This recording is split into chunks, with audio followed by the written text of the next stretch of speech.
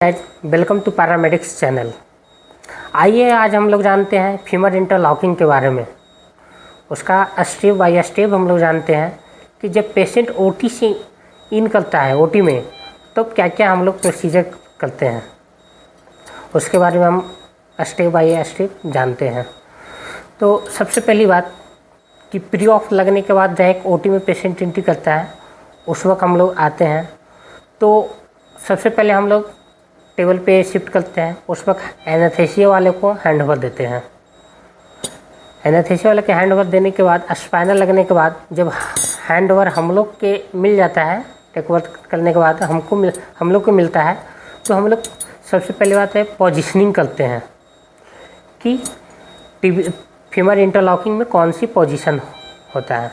तो हम लोग सबसे पहले बात है कि ट्रैक्शन पोजीशन लेते हैं, ट्रैक्शन पे करते हैं, पेशेंट को ट्रैक्शन पे करते हैं। ट्रैक्शन पे करने के बाद हम लोग रिडक्शन देखते हैं, फ्रैक्चर कि मेरा रिड्यूस है या नहीं है। तो हम लोग अंडर सीआरएम के अंदर हम लोग ट्रैक्शन देख लेते हैं कि जब कितना इंटीरियर भागा हुआ है, कितना पोस्टीरियर है, कितना डिस्टैक्ट है ना, कितना ओवरलैपिंग है, ये सब देखते हुए हम लोग ट्रैक्शन देखते हैं। ट्रैक्शन लेने के बाद ट्रैक्शन देते हैं। अगर दोनों अलाइनमेंट अच्छी आ जाता है तो हम लोग अब स्टार्ट होता है स्क्रबिंग से। तो सबसे पहले हम स्क्रब करते हैं।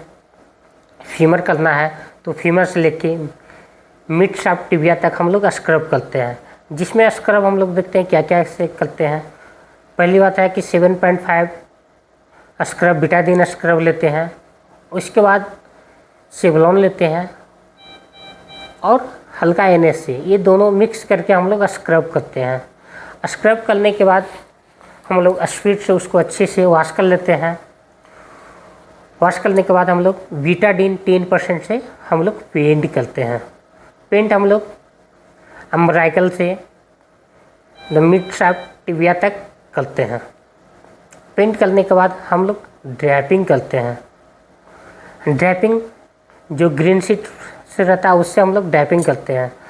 ड्रैपिंग करने के बाद जब लास्ट में जीटी के पास जाते हैं, जीटी के ऊपर, तो हमको होल्ड करने की बात आता है। तो होल्ड करने के बाद है ये, इसका नाम ये टॉवेल क्लिप। ये देखिए टॉवेल क्लिप, ये अहम भूमिका यानी मेन काम ड्रैपिंग में हमको ये टॉवेल क्लिप करता है। टॉवेल क्लिप करने के बाद फिर ऊपर से कट से देके अच्छे से होल्ड है। और डिस्टल पैर की तरफ हम लोग नॉर्मल बैंडेज बांध देते हैं, वो भी स्टलाइज किया हुआ, ऊपर से टॉवेल रख के, ताकि अनस्टाइड नहीं हो। अब आइए, इतना होने के बाद हम लोग एंट्री पॉइंट पे जाते हैं। एंट्री पॉइंट से पहले हम आपको बताना चाहिए अप्रोच बताना चाहते हैं। तो फीमर नेलिंग मेनली 2 अप्रोच से किया जाता है, एक एट्रोगेट से और दूसरा रेट्रोग्रेड से। 2 अप्रोच होता है। तो इंटीग्रेट अप्रोच जो हम लोग ऊपर जैसे हिप से जो एंट्री बनाते हैं, जीटी जिसको ग्रेटर टोरेंट कहते हैं, यानी कमर के ऊपर से अगर एंट्री बनाते हैं और उसके नीचे आते हैं, उसको एट्रोग्रेड करते हैं। और रेट्रोग्रेड कब करते हैं? जब हम लोग नी ज्वाइंट से ऊपर की ओर हिप की ओर जाते हैं, उसको हम लोग रेट्रोग्रेड बोलते हैं। तो रेट्रोग्रेड और इंटीग्रेट में देखिए कौन कौन सा नेल होता है। तो फीमर इंटरलॉकिंग जैसे प्रॉक्सिमल 1/3 हो, मिड शाफ्ट हो, और ये फिर डिस्टल भी 1/3 से भी हल्का से ज़्यादा हो, तो उस वक्त हम लोग फीमर इंटरलॉकिंग करते हैं। तो फीमर इंटरलॉकिंग में उस वक्त इंटीग्रेट अप्रोच से जाते हैं। और रेट्रोग्रेड अप्रोच के बारे में जानते हैं, वो क्या होता है। एक आपने हम फ्यूचर बाद में अगले वीडियो में हम लोग बताएंगे कि रेट्रोग्रेड से कौन कौन सा नेल फीमर करते हैं। तो शॉर्ट में हम बता देते हैं DFN, जिसको हम लोग बोलते हैं डिस्टल फीमोरल नेल, ठीक है। तो रेट्रोग्रेड से हम DFN करते हैं। तो आज हम DFN के इतना चर्चा हम नहीं करेंगे, ड्रैपिंग कर लेते हैं। सबसे ड्रैपिंग के बाद हम लोग इंसिजन लगाते हैं। इंसिजन अब देखते हैं कि कहाँ लगाते हैं। तो आइए हम लोग इंसिजन किससे से लगाते हैं। ये बीपी हैंडल है, इसमें हम 22 नंबर ब्लेड लगा के जीटी अम्बलाइकर के सामने एक आते हैं, वहाँ पे जीटी है, जिसको देखते हैं ग्रेटर टोकेंट्री आता है, उसके पोस्टीरियर के साइड में हम लोग 2 से 3 सेंटीमीटर हम लोग इंसिजन लगाते हैं पोस्टीरियर तरफ, और फिर बड़े आर्टी से डिसेक्ट करके ऐसा हम लोग पेरिफॉर्मिस पर पहुंच जाते हैं। जहाँ पे मेरा एंट्री है पेरिफॉर्मिस, वही एंट्री पॉइंट है, तो वहाँ से लेके फिर ऑल से हम लोग बनाते हैं। जीटी के जस्ट जो नीचे गड्ढा देखे हैं हल्का टिप पे, ग्रेटर टोकेंट्री के जिस नीचे देखे हैं उसको पेरिफॉर्मिस फोसा बोलते हैं, पेरिफॉर्मिस फोसा बोलते हैं।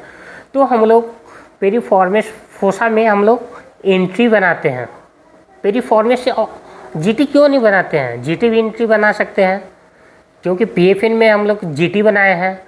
तो पेरिफॉर्मिस में हम लोग फीमर इंटरलॉकिंग में क्यों पेरिफॉर्मिस बनाते हैं, क्योंकि वो दोनों का एंगल, नेल का एंगल थोड़ा कार्वेचर रहता है, इसके वजह से हम लोग एंट्री पॉइंट बनाते हैं। फीमर में है हल्का कम रहता है, फीमर हम आगे बताएंगे, डिग्री भी बताएंगे, और इसमें जीटी में हम लोग पीएफएन बनाते हैं। तो हम लोग आज फीमर इंटरलॉकिंग कर रहे हैं, तो आइए हम लोग फीमर इंटरलॉकिंग का एंट्री पॉइंट बताते हैं। तो अभी हमने बताया जीटी के जस्ट जो बीचे के क्वार्टर रहता है और पेरिफॉर्मिस का फोसा होता है, जिसे पेरिफॉर्मिस बोलते हैं, उस कैनाल में हम लोग एंट्री बनाते हैं। ये देखिए, इसका नाम है ऑल है, एक सॉलिड भी आता है और कैनुलेटेड भी आता है। देखिए ये कैनुलेटेड है, इसमें भी हॉल है, यहाँ पे भी देखिए हॉल है। कैनुलेटेड अक्सर इसलिए हम यूज करते हैं ताकि हमको एंट्री पॉइंट बनाने के बाद ऑल निकालने की ज़रूरत नहीं पड़ता है, इसके अंदर हम गाइड बार ईजी से पास कर जाते हैं। तो सबसे पहले हम लोग एंट्री पॉइंट बनाते हैं। पेरिफॉर्मिस से एंट्री पॉइंट बनाए तो जाके जीटी एलटी तक हम लोग एंट्री पॉइंट बनाते हैं। एलटी के बाद हम लोग क्या करते हैं, निकाल लेते हैं। कौन सा, जो नॉर्मल सॉलिड रहता है ऑल, उसको हम करते हैं, उसको हम निकाल के लास्ट में हम गाइड बार डालते हैं। पर ये मेरा सॉलिड नहीं लिए हैं, हम लिए कैनुलेटेड। तो कैनुलेटेड का फ़ायदा तो होना चाहिए हम लोग को कि मेहनत कम करना पड़े, है ना। तो हम लोग नेल निकालेंगे नहीं, ऑल निकालेंगे नहीं। अब ये एलटी तक पहुँच गए, इसके बाद हम लोग क्या करेंगे, गाइड बार डालेंगे। तो गाइड बार आइए हम आपको दिखाते हैं। ये गाइड बार है, तो ऑब्वियसली बात है कि गाइड बार हाथ से तो जाएगा नहीं, तो इसके लिए एक इंस्ट्रूमेंट आता है टी हैंडल, इसको नाम है टी हैंडल। ये भी कैनुलेटेड रहता है। देखिए कैसे पास होता है,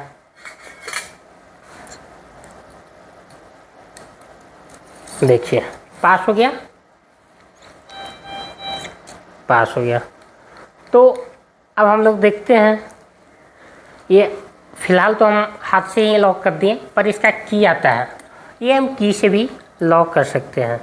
देखिए की, इससे भी हम लॉक कर सकते हैं। ये लॉकर 3 दिया हुआ है, 3 में से हम कहीं डाल के लॉक कर सकते हैं, ठीक है। तो इसके बाद अब आइए, अब देखते हैं कि कैनुलेटेड ऑल का मेरा बेनिफिट मिलता है या नहीं। तो देखिए यहाँ पे हॉल है, ठीक है, तो यहाँ पे हम डालते हैं, देखिए निकलेगा, निकला ना। अब हमको जहाँ तक हमको जाना है इसको खोल लेंगे और डिजिटल इंड तक हम कंडक्टर तक जाएंगे मिड शाफ्ट में। अगर वहाँ तक पहुँचने के बाद हम क्या करेंगे, ये टी हैंडल निकाल देंगे। टी हैंडल निकालने के बाद हम क्या करेंगे, अब यहाँ पे ऑल निकाल देंगे हम। मेरा ऑल का निकाल दिए, अब यहाँ से क्या करेंगे, मेरा ये ऑल का काम ख़त्म हो गया। अब इसके बाद हम लोग क्या करेंगे, रीम करेंगे। रीम करने के बाद देखेंगे कि ज़्यादा एडल्ट है तो हम लोग क्या करेंगे, प्रॉक्सिमल रिमर आगे कर लेंगे। प्रॉक्सिमल रिमर करके उसके बाद हम रिम कर सकते हैं। ये ताकि मेरा जीटी का जो पिरिफॉर्मिस का है काफ़ी मजबूत रहता है, उसमें स्पेस बढ़ जाता है। तो सबसे पहले हम ये देखिए प्रॉक्सिमल रिमर है, इसका डायमीटर होता है 13 mm 13, ठीक है। तो ये हम फिर कहना ये गाइडवर के थ्रू ही हम इसको रिम करेंगे। ये भी हम एलटी तक, ये पूरा जीटी इतना तक अंदर जाना चाहिए ताकि हमको रिम करने में कैनाल को इजी हो। यहाँ से रिम करने के बाद उसके बाद हम लोग निकाल लेते हैं। अब हम करते हैं रिमिंग का वह प्रोसेस आगे जाता है जिसको रिमर्स हम लोग करते हैं। तो इंस्टीट्यूट पे डिपेंड करता है। ये 2 टाइप का होता है रिमर, एक मैनुअल रिमर जो आपको पिछले वीडियो में हमने बता चुके हैं, और ये फ्लेक्सिबल है, फ्लेक्सिबल भी आपको हम दिखा चुके हैं। तो फीमर इंटरलॉकिंग है, तो जब भी हम करेंगे तो फ्लेक्सिबल लेंगे ताकि इजी से हमको रिमर हो जाता है। तो आइए हम देखते हैं रिमर। ये है मेरा ड्रिल मशीन है, ठीक है, इसी से हम मदद से हम रिमर करते हैं। ये इसका एडाप्टर है, देखिए एडाप्टर रिमर। अब कहिए कैसे आता है रिम, तो हम देखते हैं। ये रिम इसमें लगा दिए, देखिए लग गया। अब ये रिमर आपको बताए थे कि फ्लेक्सिबल रिमर है, ये आज भी दिखा दिए, देखिए फ्लैक्स कर रहा है, ठीक है, पर मैनुअल नहीं करेगा। तो यहाँ से अब यहाँ होल्ड कर रहे हैं, देखिए लग गया, देखिए नहीं निकलेगा। अब ये इसी के थ्रू हम जाएंगे,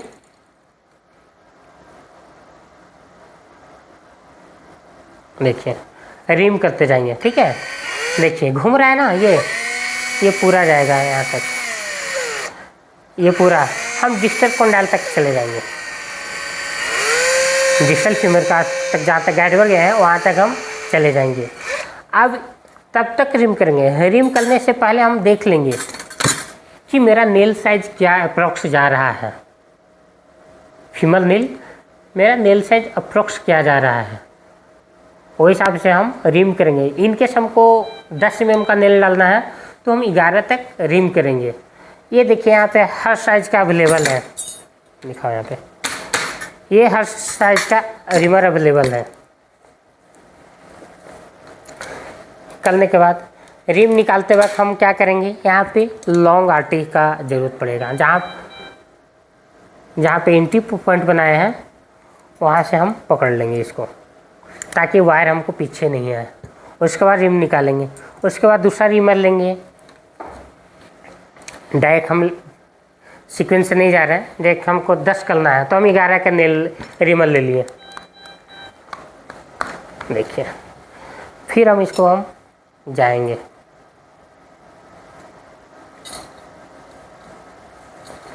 इसके तरह, तो हम पे डिपेंड कर रहा है। चलिए, तो हम लोग 10 का नेल डालना है तो हम डायरेक्ट हम 11 का लगा रहे हैं। ऐसे तो हम जाएंगे 8, 9, 10, 11 होते जाएंगे, पर हम डायरेक्ट आपको वीडियो दिखाने के चलते हम ये डायरेक्ट हम रिमर लगा दिए, यहाँ से कर लेना है।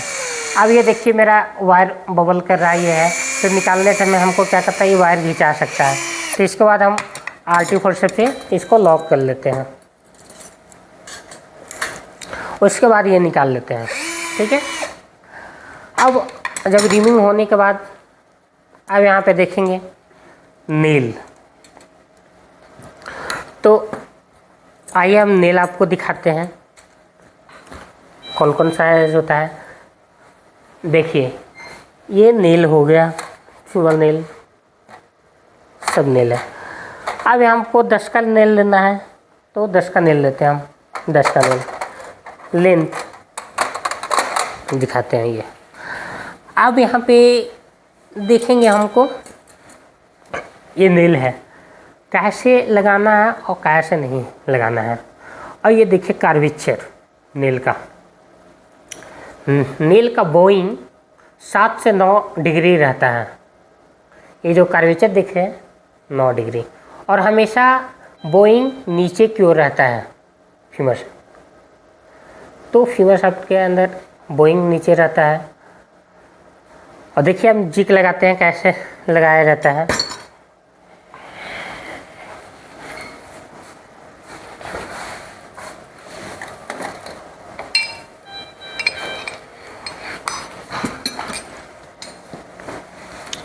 देखिए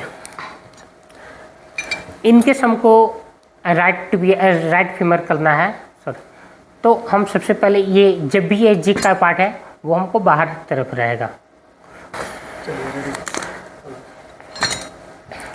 ये जब नेल का बोइंग है 7 से 9 डिग्री, तो यहाँ हमेशा ये फीमर का जो डायरेक्शन है बोइंग हमेशा नीचे की ओर रहता है।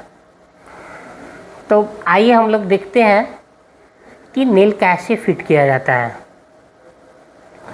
नेल आपको दिखाते हैं कैसे लगता है। और चलिए आज के लिए इतना ही।